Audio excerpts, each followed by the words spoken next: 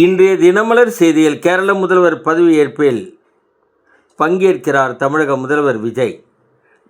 நாற்காலியை தேடி செல்ல வேண்டாம், நம்மை தேடி வரும் திருமாவளவன் அவர்கள் நம்பிக்கை. ஆதவ் அர்ஜுனா மீது அசைக்க முடியாத நம்பிக்கையில் கூறுகிறார் திருமாவளவன் அவர்கள். தமிழகத்தில் தாமிர உற்பத்தி தொடங்க அரசு நடவடிக்கை எடுக்க எதிர்பார்ப்பு. தொழில்துறையினரிடம் இந்த எதிர்பார்ப்பு ஏற்பட்டுள்ளது. மகளிர் உரிமை தொகை பயனாளிகளுக்கு வரவு வைக்கப்பட்டது. கல்வி நிலையங்களை அருகில் இருந்து 500 மீட்டர் என மதுக்கடைகளை மூடப்படும் உத்தரவில் 200 மீட்டருக்கு குறைக்க டாஸ்மாக் பணியாளர்களும் மதுக்கடை உரிமையாளர்களும் டாஸ்மாக் தலைமை அலுவலகத்தில் முற்றுகையிட்டு போராட்டம்.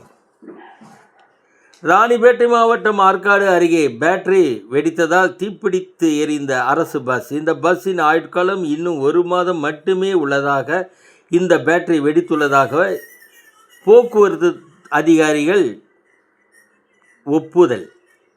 விழுப்புரம், கடலூர் மாவட்டத்தில் பெய்த கனமழையால் மின்னல் தாக்கி முதியவர் உட்பட 2 இறந்தனர். மரக்காணம் அருகே அரசு நெல் கொள்முதல் நிலையத்தில் 10,000 மூட்டை நெல்மணிகள் மழை நீரில் சேதம். வணக்கம்.